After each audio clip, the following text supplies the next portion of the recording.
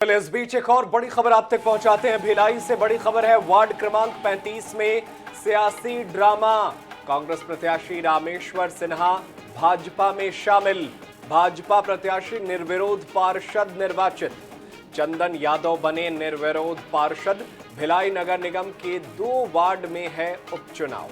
तो 2 वार्ड में उपचुनाव है और अब स्थितियां पूरी तरह से स्पष्ट होती हुई नजर आ रही हैं। अहम खबर आपको बता दें, वार्ड क्रमांक 35 में सियासी ड्रामा भिलाई में दिखाई दिया जब कांग्रेस प्रत्याशी रामेश्वर सिन्हा भाजपा में देखिए शामिल हो गए और भाजपा प्रत्याशी निर्विरोध पार्षद निर्वाचित हो चुके हैं। चंदन यादव बन गए हैं निर्विरोध पार्षद, क्योंकि यहां पर उपचुनाव हो रहा था और ऐसे में भिलाई नगर निगम के 2 वार्ड में जिस तरह से उपचुनाव स्थितियां बन रही थी, लेकिन अब सियासी ड्रामा इस बीच दिखाई दिया है।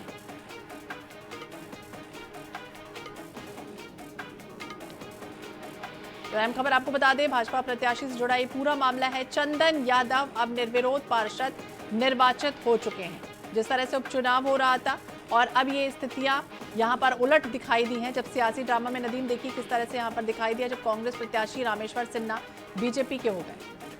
बिल्कुल, जिस तरीके से चुनाव को लेकर के अलग अलग दल अपनी रणनीति बना रहे हैं, उससे एक दूसरे दलों को भी हैरान करते हुए नजर आ रहे हैं।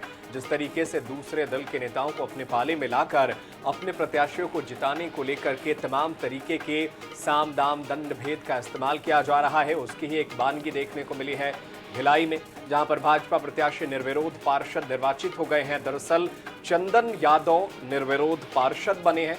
उनके सामने जो कांग्रेस के उम्मीदवार खड़े थे वो बीजेपी में शामिल हो गए और उनके शामिल होने की वजह से भारतीय जनता पार्टी का पार्षद जो है वो निर्विरोध चुन लिया गया। और चलिए, ज्यादा जानकारी के लिए हम अपने सहयोगी का रुख कर लेते हैं। हमारे साथ आनंद नारायण ओझा हमारे सहयोगी फोन लाइन पर बने हैं। आनंद, तमाम तरीके के हथकंडे अपनाए जा रहे हैं, क्या कुछ जानकारी है और अब कांग्रेस के लोग इस पूरे मामले पर क्या कह रहे हैं? कांग्रेस का आरोप है कि हमारे प्रत्याशियों को खरीद दिया जा रहा है, डराया जा रहा है, धमकाया जा रहा है। हर बार सत्ता की चाबी उसी के हाथ में होती है जिसके पास सत्ता की चाबी होती है। नगरीय निकाय चुनाव में और उपचुनाव में जो आरोप होता है वही लग रहा है। आखिर जो गेंद पाले मतलब राजनीतिक के जो गेंद होती है उन्हीं के पाले में गिरती है। यहाँ बीजेपी कुछ नया नहीं कर रही है। कांग्रेस भी वही हथकंडा अपनाई थी कि महापौर बनाने के लिए पहले पार्षदों की संख्या बढ़ोतरी करो और फिर महापौर बना लो। बीजेपी भी अपना हथकंडा वही अपना रही है। यहाँ पर चंदन यादव पहले भी छाया पार्षद थे और यहाँ पर उपचुनाव हुआ था। इंजीनियर सलमान को सस्पेंड होने के कारण उपचुनाव हुआ था और आज ये कहा गया कि जो सिन्हा है, मनोज सिन्हा, हो जाके विधायक रिकेशन जो स्थानीय है और पुरुषोत्तम देवांगन जो कि जिला अध्यक्ष है, उनके पास जाके बीजेपी पार्टी में शामिल हो गए। तो इससे पूरा मैदान सामने साफ हो गया और चंदन यादव है निर्विरोध पार्षद चुन लिए गए।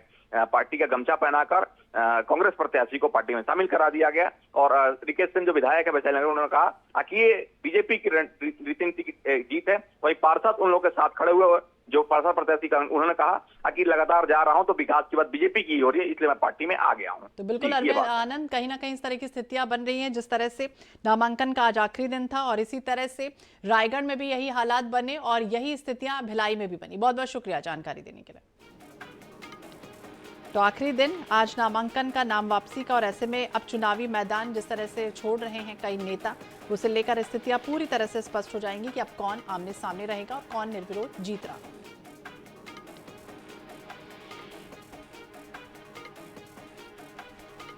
तो 35 में माफ कीजिएगा, कांग्रेस प्रत्याशी रामेश्वर सिन्हा भाजपा में शामिल हो गए हैं। नगरीय निकाय चुनाव की पूरी तरह से स्थितियां स्पष्ट होती हुई नजर आ रही हैं। आज ही जिस तरह से बात करें, कांग्रेस लगातार मान मनव्वल का दौर चला रही थी। पीसीसी चीफ दीपक बैज पूरी तरह से नेतृत्व कर रहे थे।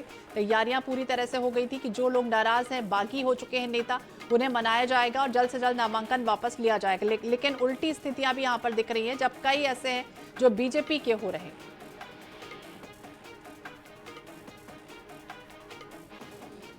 तो निकाय चुनाव को लेकर प्रदेश में पूरी तरह से गहमा गहमी का एक तरह से माहौल बना हुआ है। नामांकन दाखिल होने के बाद 31 तारीख यानी कि आज अंतिम दिन, और ऐसे में अलग अलग स्थितियां कई जगह पर दिखाई दी। रायगढ़ में भी इसी तरह से हालात दिखाई दिए जब कांग्रेस प्रत्याशियों ने चुनावी मैदान छोड़ दिया और ऐसे में भाजपा की निर्विरोध जीत हुई। वहीं भिलाई में भी इसी तरह के हालात बने।